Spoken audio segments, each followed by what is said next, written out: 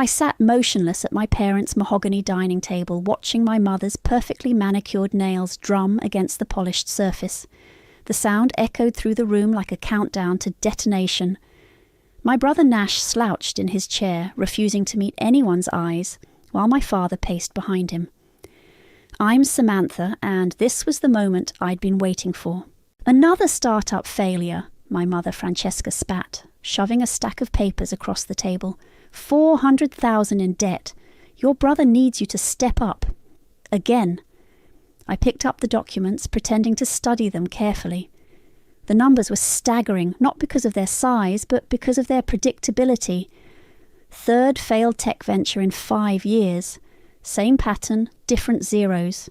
The trust fund, my father Daniel finally spoke, his voice carrying that familiar note of assumed authority. Your half needs to cover this. It's what family does. I kept my face carefully blank, the way I'd learned to do since childhood. My half? Nash finally looked up, flashing that boyish smile that had gotten him out of trouble since we were kids. Come on, Sammy. You know I'm onto something big this time. The app just needs more runway. More runway, I repeated softly. Like the last 3 times? My mother's hand slammed against the table. Don't you dare take that tone. Your brother is building something important. You're just... She paused, lips curling into a sneer. You're just the spare child, meant to fund his future. The words should have hurt. They would have 6 months ago, but now they just confirmed what I'd always known, what had driven me to act. Remember when I broke my arm in 8th grade? I asked, surprising them with the apparent non sequitur. Nash had his baseball tournament that weekend. Instead of taking me to the doctor, you made me sit in the bleachers for 6 hours, holding my arm, because Nash needed his support system. That's ancient history, my father waved dismissively. We're talking about now, about family loyalty. I pulled out my phone, opened my banking app. You're right, we are talking about loyalty. Nash leaned forward. So, you'll do it? Transfer the money today? I turned the phone around, showing them the trust account balance. 0. The silence was deafening. What? My mother's voice shook. What did you do? Nothing you didn't teach me to do, I replied calmly. I took care of my future, just like you always said Nash should. My father's face reddened. That money was meant to be shared, for both of you. Funny thing about Grandma Eva's trust, I continued, standing up slowly. There was a clause. If either beneficiary could prove independent legal standing and financial responsibility, they could petition for sole control. I filed the paperwork 6 months ago. It was approved 3 months ago. Nash jumped to his feet. You can't do that. I need that money. Get a job, I said, picking up my purse. Like I did, while funding your dreams with my half of every inheritance, bonus, and gift we ever received. My mother's voice turned sickeningly sweet. Darling, you're not thinking clearly. We can discuss this as a family. We are discussing it as a family, I cut her off. I'm just not playing my assigned role anymore. You ungrateful little... My father started, but I was already walking toward the door. The money's gone, I called over my shoulder. Legally, permanently, invested in something that will actually generate returns. You taught me well about financial planning when you were teaching Nash, of course. I just happened to be in the room. My mother's scream of rage followed me out to my car. I sat there for a moment, hands steady on the steering wheel, and allowed myself a small smile. The tsunami of calls and texts would start soon. The flying monkeys would be deployed. The family reputation management machine would kick into high gear. But for the first time in my life, I held all the cards. My phone buzzed. A text from my best friend, Robin. Did you do it? Did you tell them? I typed back quickly. It's done. No going back now. Another buzz. My mother. What did you do? I started the engine, thinking about the years of being the family ATM, the emotional punching bag, the invisible support beam holding up the shrine to Nash's potential. They never saw me as more than a spare part in their perfect family machine.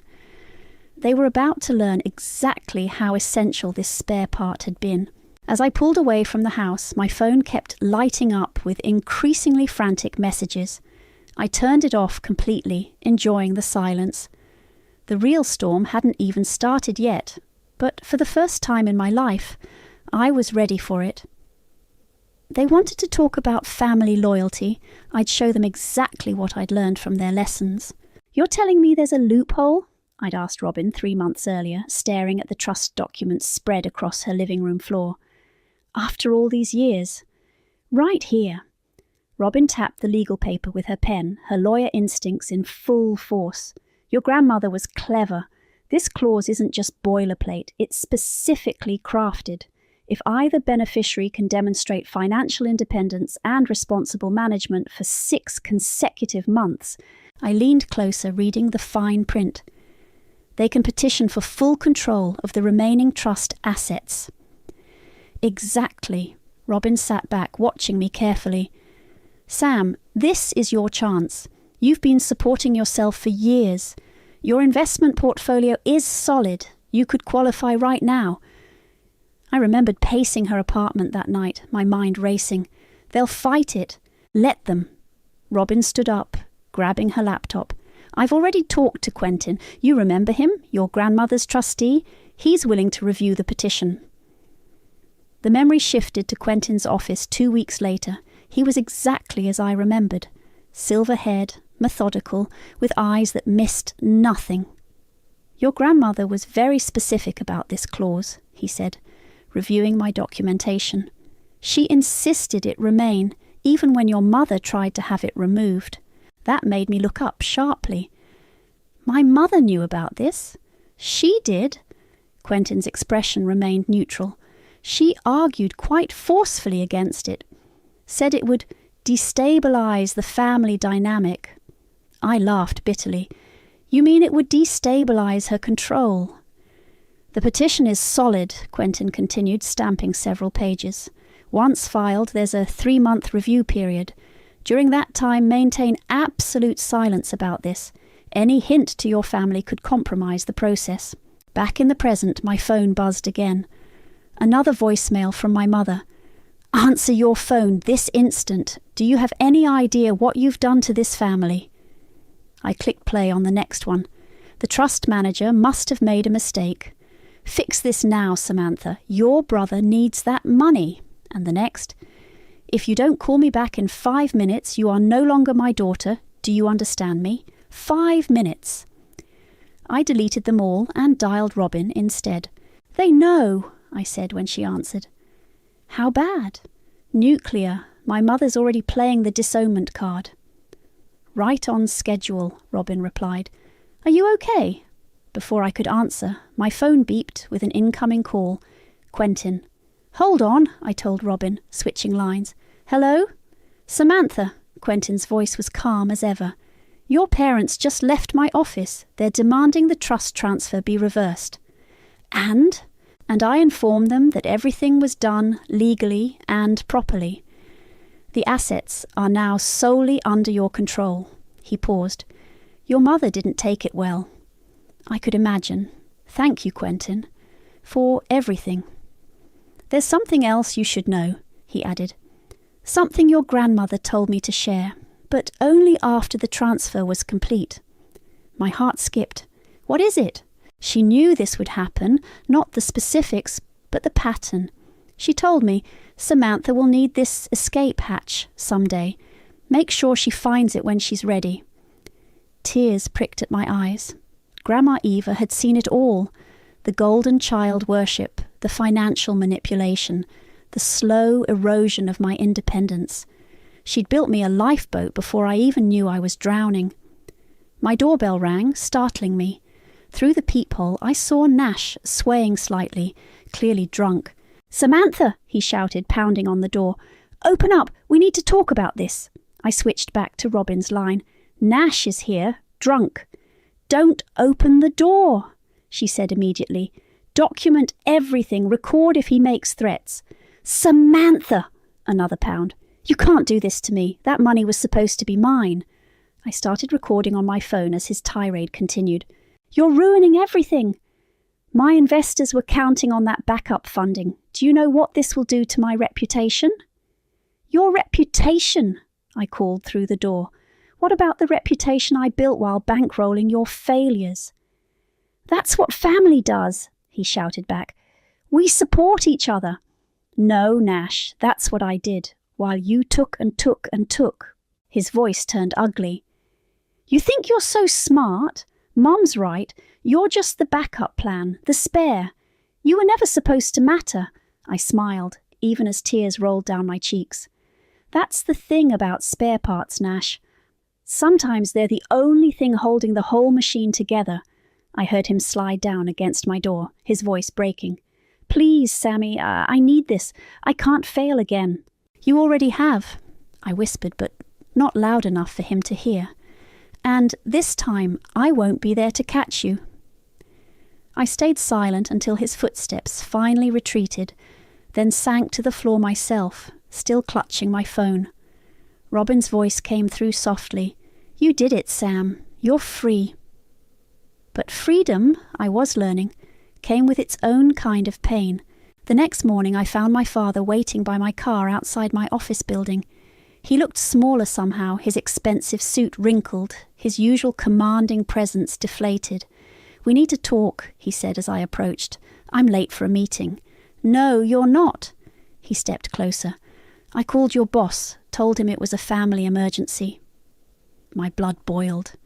You did what? Sit with me, he gestured to a nearby bench. Please. I checked my phone. Sure enough, an email from my supervisor about taking the morning off. Even now, they were controlling my narrative. Fine, I said, sitting as far from him as possible. Talk. Your mother is devastated, he began. She hasn't slept. Nash's investors are threatening legal action. We need to make this right. Make what right? The fact that I legally claimed what was mine? He rubbed his temples. You don't understand the pressure Nash is under, the expectations you put on him, I cut in, while expecting me to fund them. We gave you everything, his voice rose. Private school, college. You gave Nash everything. I got student loans. I worked through college while he focused on his potential. I pulled out my phone, opening a spreadsheet. Want to see my records? Every dollar I've given him since we turned 18. It's over $2 million. His face paled. You kept track. Of course I did. I'm good with numbers, remember? Or did you forget that too, since it didn't fit your narrative about Nash being the business genius? A group of my co-workers walked past, trying not to stare. My father lowered his voice. What do you want? Name your price to release the funds. I laughed. You still think this is a negotiation? The money is gone, Dad. Invested, protected, legal. Gone where? His eyes narrowed. What did you do with it? Something smart. Something that will actually generate returns instead of funding another doomed startup. He grabbed my arm. You tell me right now. Let go, I said quietly, or I'll scream. Right here, in front of my office, in front of all these witnesses. How would that look for the family reputation? He released me like I'd burned him. You sound just like your mother, he spat. No, I stood up. I sound like someone who finally learned to fight back. Get a job, Dad, a real one. Stop living off your children. As I walked away, he called after me. He's your brother, your own blood. I turned back one last time. Blood doesn't excuse bleeding me dry. Inside my office, I found 3 emails from my mother, each more hysterical than the last. The final one was a single line. Quentin told us about your grandmother's clause. How dare you? My phone buzzed with a text from an unknown number. It was my cousin Felicity, who I hadn't heard from in years. Heard what you did. About time someone stood up to them. Call me. I was about to respond when my office phone rang. The receptionist's voice was apologetic. Ms. Grant, your brother is here. Tell him I'm in a meeting. He's already walking to your office. Nash burst in seconds later, looking worse than yesterday. His designer clothes were rumpled, his eyes bloodshot. "You have to fix this," he demanded. "My investors are pulling out. Everything I've built." "You mean everything I paid for?" He slumped into the chair across from my desk. "I would have paid you back once the app took off. Like the last 3 apps, the crypto venture, the NFT marketplace. I'm closed this time." He leaned forward. "Just need 3 months of runway. I'll sign a contract." "Your contracts mean nothing," I said, pulling out a folder. "Here's every IOU you've signed since we were 20, all worthless." He stared at the stack of papers, then laughed hollowly. "You really did keep receipts." "Someone had to. You know what's funny?" He ran a hand through his dishevelled hair. "You were always the smart one, the one who actually understood business. But they invested everything in me." "Not funny," I corrected. "Tragic. Help me one last time," he pleaded. "For old time's sake." I looked at my brother, really looked at him, the golden child, the chosen one, now reduced to begging in my office. "No," I said softly. "Get help, Nash. Real help. Learn to stand on your own." He stood up slowly, straightening his jacket with shaking hands. "Mom was wrong, you know." "About what?" "You weren't the spare," he said, walking to the door. "You were the backbone, and now we're all going to fall." After he left, I sat there for a long time staring at the folder of IOUs. My phone buzzed again, another text from Felicity. "There's something you need to know about Grandma Eva. Something Mom told me before she died. Can we meet?" I stared at the message, feeling the ground shift beneath my feet once again. This wasn't over, not by a long shot. I met Felicity at a quiet cafe across town, far from any of my family's usual haunts. She looked different from the last time I'd seen her, more confident, with an easy smile that spoke of freedom. "You look good," I said as she sat down. "Living abroad does that, away from all—" She gestured vaguely. "This." "What did you want to tell me about Grandma Eva?" Felicity glanced around before pulling out an envelope. "Mom told me this before she passed. Aunt Francesca, your mother, she wasn't supposed to be the executor of Grandma's estate." I felt my coffee go cold in my hands. "What?" "It was supposed to be you. Grandma specifically requested it. But Aunt Francesca overruled it somehow, got herself appointed instead." "That's not possible," I said. "The court would have—" "Look." She pushed the envelope across the table. Inside were copies of the original will documents with clear annotations naming me as executor. Mom kept these. She felt guilty about staying quiet. My hands shook as I read. "This changes everything." "There's more." Felicity leaned forward. "Check your credit report, now." I pulled out my phone, logging into my credit monitoring app. What I saw made my stomach drop. 3 credit cards I never opened, I whispered. 2 personal loans, all maxed out. "They did the same to me," Felicity said. "Used my identity for years. That's why I left the country." "But you," she pointed to the dates, "these are recent, since you took control of the trust." My mind flashed back to childhood memories, my mother making me sign papers I didn't understand, saying it was practice for being a businesswoman. "I need to call Robin," I said, already dialing. "Already on it," Robin answered immediately. "I've been monitoring your credit since this started. They've opened 5 new accounts in the last week alone." "Is it enough for criminal charges?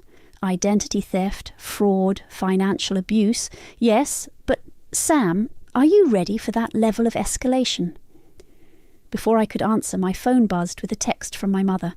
"Having a small gathering tonight. Your attendance is required. Family reputation at stake." Then another. "Don't make me tell everyone about your mental health issues." "They're trying to paint me as unstable," I told Robin and Felicity. "Classic move." "Fight back," Felicity urged. "I didn't, and I regret it every day." My phone kept buzzing. Flying monkeys deployed by my mother, distant relatives and family friends, all texting their concern about my emotional state. Aunt Margaret says you're having a breakdown, one cousin wrote. Your mother is worried sick about your erratic behaviour, typed a family friend. Robin was already in lawyer mode. I'm calling in favours. We'll have police reports filed by morning. Financial Crimes Unit loves cases with this much documentation. Do it, I said, my voice steady. All of it. Felicity squeezed my hand. There's one more thing. The estate in Switzerland, the one everyone thinks Aunt Francesca inherited. Check the property records. I looked up sharply. Why? Because Grandma Eva was playing a very long game, she smiled, and I don't think anyone knows the whole board yet. That evening I sat in my apartment with Robin, going through years of financial records. Each discovery was worse than the last. They used your identity to secure loans for Nash's startups, Robin said, highlighting documents. Multiple times. That's federal fraud. Look at this. I pointed to a series of transfers. Every time I got a bonus at work, money moved from my account to Nash's within hours. How did they even know? They had access to your accounts, Robin realised. Probably since you were a teenager. They never let go of the control. My phone lit up with another message from my mother. Last chance. Attend tonight or face the consequences. Go, Robin said suddenly. What? Go to their gathering, record everything, let them dig their hole deeper. I stared at the mounting evidence of decades of financial abuse. They'll try to ambush me. Exactly, Robin smiled grimly. And this time, you'll be ready. I thought about the young girl I used to be, signing papers without question, believing it was normal for family to take and take and take. Time to end this, I said, standing up. Be careful, Felicity warned. Aunt Francesca plays dirty when cornered. So do I replied, picking up my keys. She made sure of that. As I drove to my parents' house, my phone buzzed one more time. A message from an unknown number. This is Quentin. Don't delete any financial records. The FBI fraud division will need them all. I smiled, thinking of my mother's perfectly curated society gathering, about to implode. They wanted to talk about family reputation. Let's talk. The small gathering turned out to be a full-scale society event, my mother's specialty. 40 of our family's closest friends and relatives milled around the garden, all carefully selected for maximum impact. I recognised her strategy immediately, witnesses for whatever show she had planned. Samantha, darling, my mother's voice carried across the lawn, artificially bright. We were so worried you wouldn't come. Every head turned. The whispers started immediately. Poor Francesca, dealing with such a troubled daughter. I heard she's having some kind of breakdown, taking money from her own brother. I kept my phone recording in my pocket as I approached my mother. Her smile was razor sharp. Everyone's been so concerned, she said loudly. After your recent episodes, I matched her volume. You mean discovering the credit cards you opened in my name? Her smile flickered. Aunt Margaret swooped in, touching my arm with theatrical concern. Sweetie, we all know you've been under stress, she cooed, making up these awful stories. I pulled out my phone, opening my credit report. You mean these stories? Would you like to see the fraud alerts? Put that away, my mother hissed. Why? I turned to the gathering crowd. Afraid they'll see how you and Dad committed identity theft? Used my social security number for Nash's failed ventures? You're hysterical, my father cut in, appearing beside my mother. This is exactly what we're worried about. Is she having another episode? Someone whispered loudly. I laughed, the sound cutting through the manufactured concern. Let's talk about episodes, like the time you made me sign loan documents when I was 16. That's illegal, by the way. Enough! My mother grabbed my arm, manicured nails digging in. Nash emerged from the crowd, swaying slightly. Sammy, stop this. You're embarrassing everyone. No, I pulled free. I'm exposing everyone. There's a difference. Security Fraud Division, Robin's voice rang out as she walked through the garden gate. That's who's investigating the identity theft. Just thought everyone should know what's coming. My mother's face went white. This is a private event. You need to leave. Actually, Robin smiled. I'm here officially as Samantha's legal counsel, and I have some documents to share with the group. She pulled out copies of the credit reports, the fraudulent loans, the original will naming me executor, started passing them around. These are lies, my father sputtered, but his voice shook. The whispers changed tone. Those are real bank documents. Look at these dates. Multiple credit cards in her name. You want to talk about mental health? I addressed the crowd. Let's discuss the psychological impact of financial abuse, of being used as a human ATM, of having your identity stolen by your own parents. Stop this, my mother pleaded, her public mask cracking. Think about the family name. I am, I replied. I'm thinking about how you destroyed it yourselves. Nash lunged forward suddenly, grabbing my arm. You think you're so perfect, so much better than me. No, I said calmly, aware of every phone now recording us. I think I'm done being your backup plan. My father stepped between us, face red with exertion. You ungrateful... He stopped mid-sentence, clutching his chest. Daniel! My mother's voice turned shrill. He stumbled, gasping. The crowd erupted in chaos as he collapsed. Call an ambulance! Someone shouted. As people rushed around us, I stood still, watching the carefully orchestrated evening dissolve into panic. My mother knelt beside my father, all pretense forgotten, mascara running down her cheeks. Nash backed away, mumbling, This is your fault, all your fault. The ambulance arrived within minutes. As paramedics loaded my father onto a stretcher, my mother turned to me, her face twisted with fury and fear. Are you happy now? She spat. Is this what you wanted? No, I said quietly. This isn't what I wanted. This is what you created.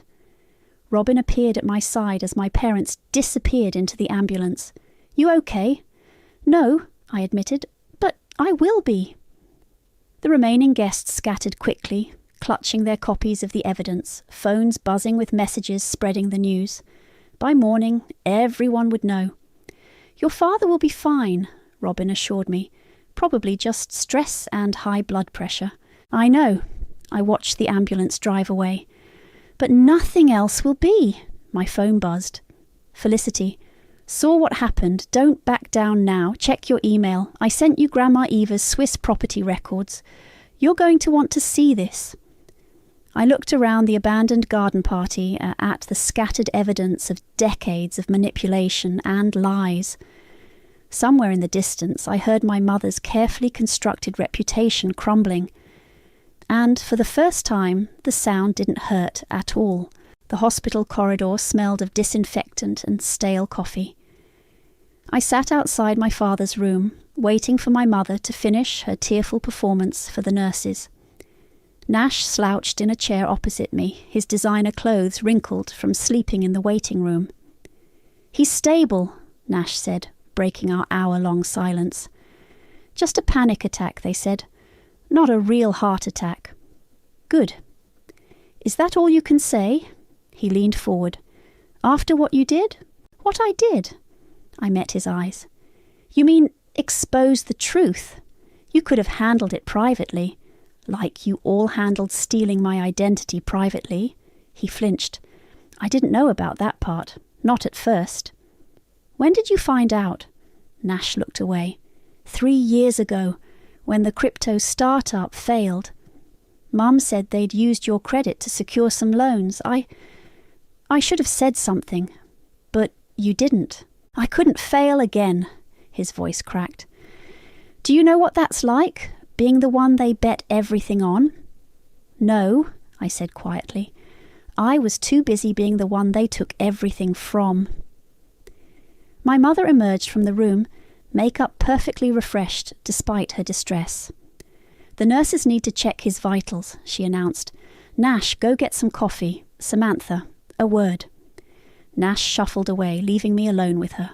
The police called this morning, she said, her voice low and dangerous. Financial Crimes Division.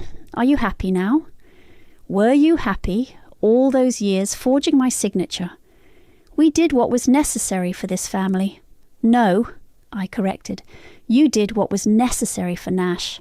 I was just collateral damage. She sat beside me, smoothing her skirt. You were always so capable, so reliable. We knew you could handle it. Handle being defrauded? Handle supporting your brother's dreams, she snapped. You had no ambition of your own, no vision. You were just... The spare, I finished. I remember. A nurse walked past and my mother's voice dropped to a whisper. We can fix this, make the charges go away, return to how things were. They're federal charges, Mom. This isn't a society scandal you can smooth over with a party. Then why, she demanded, why destroy everything? I pulled out my phone, showing her the credit report. You destroyed it. Every time you forged my name. Every time you drained my accounts for Nash. Every time you chose him over basic human decency. He's special, she insisted. He just needs more time. He's 32, I cut in. How much more time does he need? You don't understand. No, you don't understand. It's over. The money's gone. The fraud is exposed. Nash needs to grow up and you and Dad need to face consequences. She stood up, straightening her designer jacket. We'll see about that. Your father and I still have friends in high places. Not anymore, I said, opening my email. These records are already with the FBI and the IRS and the media. Her face went pale. You wouldn't dare. I already did. Check tomorrow's financial papers. As if on cue, my phone buzzed. Quentin. Package arrived. Everything you sent is now with federal investigators. My mother's hands shook as she read the message over my shoulder. You've ruined us. No, I stood up. I freed us, all of us, even Nash. I'll never forgive you for this. I know, I smiled sadly. But I finally forgive myself. Nash returned with coffee, looking between us warily. Everything okay? Tell him, I said to my mother. Tell him about the fraud, the identity theft, the illegal loans. Tell him what his dreams really cost. She turned away, silent. Mom, Nash's voice was small like a child's. What is she talking about? I handed him the credit report, watched his face crumble as he read. All those times you said the money was from family investments, he whispered. It was, my mother said sharply. Samantha is family. It was theft, he corrected, looking sick. All of it. My whole career is built on stolen money. A nurse appeared in the doorway. Your father's asking for you, Mrs. Grant. My mother straightened her spine, mask back in place. We'll discuss this later, as a family. No, I said, gathering my things. We won't. I left them there, my mother retreating into denial, Nash finally facing reality. As I walked out of the hospital, my phone buzzed one last time, an email from Quentin. Your grandmother left something else for you. A sealed envelope to be opened only after everything else was revealed. Come see me tomorrow. I stepped into the sunlight, feeling lighter than I had in years. Whatever was in that envelope, I was finally ready to face it. The spare child had become the last one standing. Quentin's office looked exactly the same as it had months ago when I'd first discovered the trust loophole. But this time I wasn't nervous. I was ready. Your grandmother was quite specific about the timing of this, he said, pulling out a thick envelope. She said, give this to Samantha when she finally stands up for herself. My hands trembled slightly as I opened it. Inside were several documents, a letter, and a key. Dear Samantha, I read aloud. If you're reading this, you've finally done what I never could, broken free from Francesca's web of control. Quentin sat quietly as I continued reading. I watched her do to you what she did to me, use money as a weapon, manipulate through guilt, always demanding more. I tried to protect you with the trust, but I knew that wouldn't be enough. So I left you something else, something Francesca doesn't know exists. I pulled out the property deed. The estate in Switzerland. Your mother thinks she inherited it, Quentin explained. She never checked the actual records. Because Grandma Eva transferred it to me 5 years ago, I whispered, reading the documentation, before she died.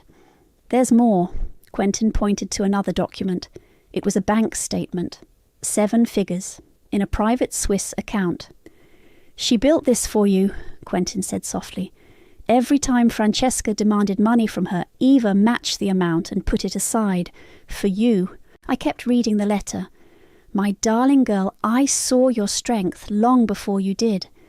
How you protected Nash even while they drained you dry. How you built yourself up despite them tearing you down. This money isn't charity. It's what you should have had all along. Use it to build something for yourself, not for them. My phone buzzed. A news alert. The story had broken. Prominent family under federal investigation for financial fraud. Perfect timing, Quentin noted. Your grandmother would have appreciated that. Another document caught my eye. A business plan, written in Eva's elegant hand. A scholarship foundation, I realised, for young women trapped by financial abuse. She left the framework, Quentin confirmed, but the execution is up to you. My phone kept buzzing. Messages from Nash, my mother, my father. I turned it off. There's one more thing, Quentin said, pulling out a final envelope. This arrived from Felicity this morning. Inside were photos, dozens of them. Eva with a young me, at moments I'd forgotten. Science fairs my parents had skipped. Dance recitals they'd missed for Nash's games. My grandmother had been there for all of them. She knew, I said, tears falling. She saw everything. And she planned accordingly, Quentin smiled. The estate is fully staffed, by the way, ready whenever you want to visit. A knock at the door interrupted us. Robin burst in, grinning. It's everywhere, she announced. Every major news outlet. The FBI just froze all their accounts. How bad? I asked. Your mother's social circles are imploding. Your father's business partners are distancing themselves. Nash's investors are suing. I looked at the scholarship foundation plans. Good, time for something new to rise from the ashes. About that, Robin pulled out her laptop. I've been working on the legal framework for the foundation. We can have it operational within months. My phone buzzed again, this time a text from Felicity. Saw the news. Karma's finally here. When are you coming to Switzerland? Your grandmother had one last request, Quentin said, pointing to the end of her letter. I read the final lines. Don't let them make you bitter, my darling. Use this to help others break free. That's the best revenge, turning pain into purpose. Robin squeezed my shoulder. Ready to build something real? I looked at the estate photos, the foundation plans, the evidence of my grandmother's years of quiet rebellion and preparation. The Eva Grant Foundation for Financial Independence, I said, helping women escape financial abuse and build their own legacies. Perfect, Robin grinned. Want to know the best part? It'll be announced the same day your parents appear in court. My phone lit up one last time, a message from Nash. I understand now what they did, what I let happen. I'm sorry. I picked up the key to the Swiss estate, feeling its weight in my hand. Time to go see my new home. Your grandmother would be proud, Quentin said quietly. No, I corrected him, gathering the documents. She knew this would happen. She just waited for me to be ready. As I walked out of Quentin's office, I felt lighter than ever. The spare child had become something else entirely. An heir to a different kind of legacy, one built on freedom, not control, and I knew exactly what to do with it. The Swiss estate's windows caught the morning light, making the entire mansion glow. I stood in Eva's old study, my study now, reviewing applications for the Foundation's first round of scholarships. This one, Felicity said, holding up a file. She reminds me of you. Parents using her credit cards, forcing her to support a deadbeat brother. Add her to the shortlist, I nodded, just as my phone buzzed with a news alert. Prominent couple pleads guilty in financial fraud case, the headline read. Daniel and Francesca to face sentencing next week. Robin's call came seconds later. They took the plea deal, 3 years plus full restitution. And Nash? Bankruptcy proceedings started yesterday. He's actually getting help. Real help, not just throwing money at his problems. I walked to the window, watching the Swiss Alps in the distance. Did you see the interview requests? 17 magazines, 3 major newspapers, and 2 documentary filmmakers, Robin confirmed. They're calling it the Trust Fund Revolution, how one woman's stand against financial abuse inspired a movement. Send them all to the Foundation's PR team, I said. Let's use the attention for something good. A knock at the door interrupted us. Mia Henderson, my grandmother's old friend, entered with a tablet. You need to see this, she said, pulling up a video. It was Nash, speaking at a financial literacy workshop. I was the golden child, he told the audience, the chosen one, and it destroyed not just me, but my sister. Don't let family loyalty become financial abuse. He's actually doing it, I whispered, teaching others from his mistakes. People can surprise you, Mia smiled. Eva always said that. My phone buzzed again, a message from my mother, her first since the guilty plea. The Foundation, it's what she would have wanted. I see that now. I deleted it without responding. Some bridges weren't meant to be rebuilt. First round of scholarship recipients goes public tomorrow, Felicity reminded me. 20 women, full funding for education or business ventures, plus mentorship, legal support and financial counselling, Robin added through the speaker. Everything you didn't have. I picked up a framed photo from the desk. Eva and me at my college graduation, the only family member who showed up. She'd known even then what I'd become. Ms. Grant, my assistant poked her head in. The documentary crew is here for the Foundation launch, and there's someone else. Nash stepped into the doorway, looking different, humbler, cleaner, clear-eyed. Hey, Sammy, he said quietly. I'm not staying. Just wanted you to have this. He handed me an envelope containing a cheque. Small, but clearly all he could afford. First restitution payment, he explained. Voluntary, not court-ordered. It's not much, but... Give it to the Foundation, I said. Help someone else's spare child. He nodded, understanding. You were never spare, you know. You were the strongest one of us all. After he left, I turned back to the scholarship applications. 20 women about to break free, with hundreds more applying every day. Eva would love this, Mia said, arranging papers on the desk. The spare child building an empire of liberation. My phone lit up with another message, from Quentin this time. Your grandmother left one last thing. A video message to be played only when you're ready. Are you ready? I looked around the study, at the scholarship files, the foundation plans, the growing movement we'd built from the ashes of financial abuse. Yes, I texted back. I'm ready. Moments later, Eva's face filled my screen. My darling girl, if you're watching this, you've done it. You've broken the cycle, built something new. Remember this, you were never spare. You were always the key, the one strong enough to set everyone free, including yourself. I'm so proud of the woman you've become. Felicity squeezed my hand as the video ended. She knew, all along. She did, I agreed, standing up. Now, let's go change some lives. The documentary crew waited in the grand hall, cameras ready to capture the Foundation's launch. But they weren't just filming a story about revenge or justice. They were filming the beginning of a revolution, one that started with a spare child who refused to be spare anymore. Ready? Robin asked through the phone. I thought about all the women waiting for their chance to break free, all the lives about to change. Ready? I smiled. Let's show them what the spare ones can do. Because sometimes the spare part isn't extra at all. Sometimes it's the piece that builds something entirely new. And I was just getting started.